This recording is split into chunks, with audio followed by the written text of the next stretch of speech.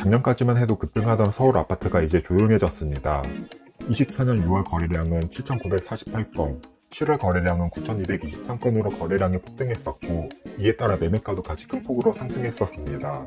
실제로 서울의 한 아파트 단지는 24년 한 해 동안 20%가 오르면서 약 5억이 오르기도 했습니다. 이렇게 상승세도 잠시, 하지만 지금은 또다시 아파트 하락세로 접어들었는데요. 24년 하반기 들어서 거래량은 3,000건대로 반토막 이상 줄어들었습니다. 집을 내놓아도 잘 팔리지가 않는다는 거죠. 이에 따라 실제로 서울의 대단지 아파트들은 실거래도 점점 낮게 찍히고 있습니다. 아파트가 거래되지 않으니 가격을 내리고 그 내린 가격에서 간간히 거래가 되고 있습니다. 그러면 앞으로 이런 상황이 계속 지속될까요? 아니면 지금이 서울 아파트를 저렴하게 살 수 있는 기회일까요? 오늘 영상에서는 앞으로 서울 아파트 시장이 어떻게 흘러갈지부터, 그러면 앞으로 눈여겨봐야 할 곳들도 소개해보겠습니다. 서울 부동산 시장이 얼어붙기 시작한 이유는 정부의 대출 규제 때문이었습니다. 작년 여름부터 늘어나는 가계대출로 인해 정부가 규제를 시작했는데요. 대출 총량 규제, 주담대 금리 인상, 다주택자 대출 규제, 갭투자 목적 전세 대출 제한 등 아파트를 매수하는 데 불리한 조건의 대출 규제 정책을 펼쳤습니다. 이에 의해 시장에서는 바로 반응을 했고 규제를 시작한 24년 8월부터는 거래량이 급감하기 시작했습니다. 제가 이전 유튜브 영상에서도 말해왔듯이 지금은 정부가 집값을 컨트롤하는 시기입니다. 지난 2008년 금융위기 이후 때도 그랬고 지금과 같은 고금리 쇼크 이후도 마찬가지인 거죠. 정부가 특례 보금자리론, 신생아 특례 대출과 같이 대출을 완화하고 유동성을 시장에 공급하면 시장은 살아나고 정부가 대출 규제 정책을 펼쳐서 시장의 돈을 회수하며 아파트 시장도 같이 힘들어지는 상황인 거죠. 이 관점에서 보면 작년 여름 이후는 정부가 대출을 규제해서 서울 아파트 시장도 같이 나빠졌다는 것을 알 수 있습니다. 그리고 현재는 정부가 원하는 대로 부동산 시장이 움직이고 있습니다. 부동산 경기가 침체되었다고 생각하면 부흥 정책을 펼쳐서 시장을 살려내고 부동산 시장이 과열되는 것 같다고 생각하면 규제 정책을 펼쳐서 분위기를 가라앉게 만들고 있습니다. 서울의 청약도 전부 높은 경쟁률로 마감되고 있고 미분양도 심각한 수준이 아니기 때문에 지금 조금 침체된 것 같아 보여도 정부에서는 따로 큰 조치를 취하고 있지 않은 상황입니다. 이렇게 현재 상황을 정리하자면 작년 정부의 대출 규제 이후 거래량 감소, 매매가도 안정되어 가고 있고 이에 대해서 정부도 어떤 조치를 취하고 있지 않은 상황이라고 할 수 있습니다. 그러면 이제 앞으로는 어떻게 될지랑 지금 어떤 관점을 가져야 할지 말해보겠습니다. 결론부터 말하자면 서울에 집을 사려고 하는 분들께는 2025년이 좋은 기회가 될 것입니다. 아마 앞으로 서울 아파트 가격이 계속 하락할 거라고 믿는 분들이나 지금 가격이 너무 비싸서 하락해야 한다고 생각하시는 분들은 별로 듣고 싶어 하는 말이 아닐 텐데요. 물론 단기적으로는 어떻게 흘러갈지 정확히 막힐 수는 없지만 5년 뒤라는 장기적인 관점에서 봤을 때는 2025년이 가장 좋은 기회라고 생각합니다. 먼저 서울 아파트를 전세와 매매로 나눠서 설명해 보면요. 매매가는 단기적으로 어떻게 될지 알 수 없지만 전세가는 꽤나 높은 확률로 맞출 수 있습니다. 그리고 전세 가격은 2026년, 2027년, 28년까지 계속 오를 가능성이 높아 보입니다. 서울 전세가는 23년 8월부터 상승 전환된 이후 현재까지 상승하고 있습니다. 그리고 지금은 다시 주춤하는 추세인데요. 지금 서울 전세가가 주춤하는 가장 큰 이유가 입주 물량이 몰렸기 때문입니다. 즉 전세가율은 입주 물량과 아주 큰 상관관계가 있습니다. 지금 서울에 입주하거나 입주 예정인 대단지 아파트만 보면요.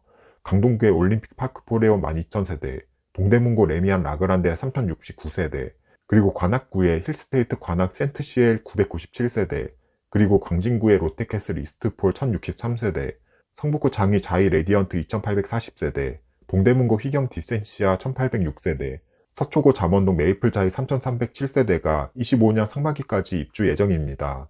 공급 부족이었던 서울에 오랜만에 공급이 몰린 게 2025년 상반기까지인 겁니다.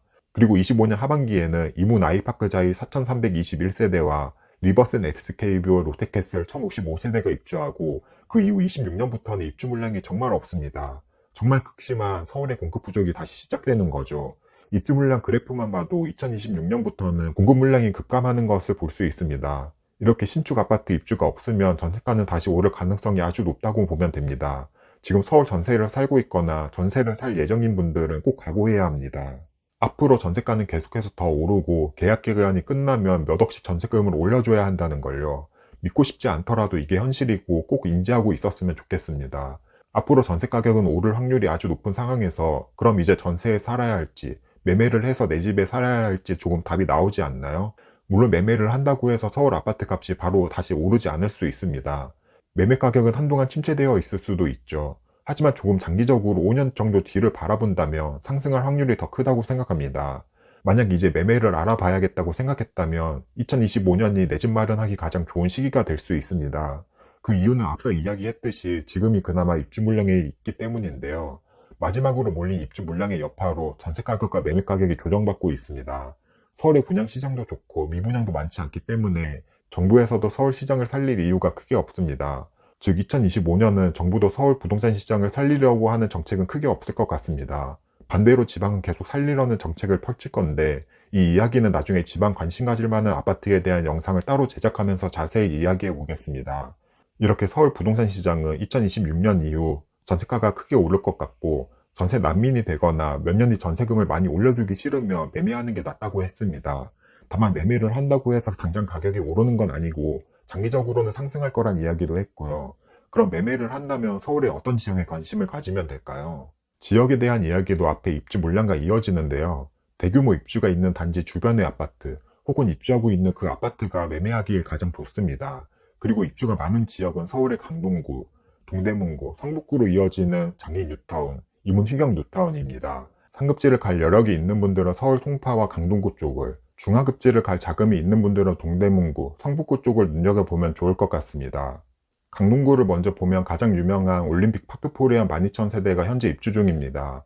현재 중복 제거하고 전세 매물만 2,682개가 있어서 약 20% 이상이 전세 매물로 나와 있습니다. 그래서 이 입주 물량에 대한 여파는 올해 상반기까지 가지 않을까 생각하고 지금 서울 부동산 시장이 꺾인 것과 더불어서 주변 단지에도 꽤 영향을 줄 것 같습니다. 올림픽 파크포레온 근처에 있는 잠실이나 고덕 쪽이 아직 많이 하락한 건 아닌데 실거래나 호가가 하향 추세로 꺾였고 올해 상반기까지는 이 추세가 지속되지 않을까 생각합니다. 그래서 지금보다 가격이 더 하락한다면 좋은 매수 기회가 될 수 있습니다. 이문 휘경 뉴타운과 장인 뉴타운도 마찬가지입니다. 올해 1월에는 레미안 라그란데 3069세대가 입주 예정이고 3월에는 장이 자이 레디언트 2840세대가 입주합니다. 대단지인 2개 단지 입주가 거의 겹쳐서 약 6000세대가 입주하게 되는데요. 이 여파 또한 상반기 내내 지속될 것으로 보입니다. 올림픽 파크포레안 12000세대와 6000세대가 더해져서 입주에 의한 여파가 꽤 있을 것입니다. 특히 지금 부동산 시장 분위기가 꺾였기 때문에 저렴하게 살 수 있는 기회가 분명 있을 겁니다. 그런데 입주 물량 과다로 인한 기회는 올해 말고는 앞으로 서울에 없습니다. 그나마 올해 상반기가 서울에 입주 물량이 몰려서 조금이라도 저렴하게 살 수 있는 시기라고 생각하고요. 올해가 지나면 전세가는 오를 것이기에 서울에 거주할 곳이 필요한 분들은 꼭 관심 있게 보면 좋겠습니다. 물론 지금 서울 아파트 가격이 저렴하지는 않습니다. 특히 입지가 좋은 곳일수록 정고점을 회복했고 지금도 그리 하락하지 않았습니다. 그래서 비싼 가격에 서울에 내 집 마련을 하라고 하기도 조금 죄송한데요. 그런데 앞으로의 방향성이 향후 3년간은 전세가가 꽤나 많이 오를 것 같습니다. 그래서 한 가지 방향성을 추가로 더 드리자면 그나마 덜 오른 곳인 입지가 괜찮은데 구축인 곳 혹은 입지가 좀 떨어지는데 신축 혹은 준신축인 곳을 보는 것도 좋습니다. 서울에 입지 좋은 신축은 이미 너무 많이 오른 반면 아직 많이 오르지 못한 곳들은 그래도 상승 여력이 있습니다. 혹은 지금 가격에서 한 10% 정도 조정되면 매수하는 것도 괜찮은 방법입니다. 40%, 50% 정도로 크게 더 하락할 일은 없을 것 같지만 10에서 20% 정도는 충분히 하락할 수 있으며 이 정도 가격이면 그래도 매수를 고려해봐도 될 것 같습니다. 다시 한번 말씀드리지만 내 집 마련은 꼭 장기적으로 보세요.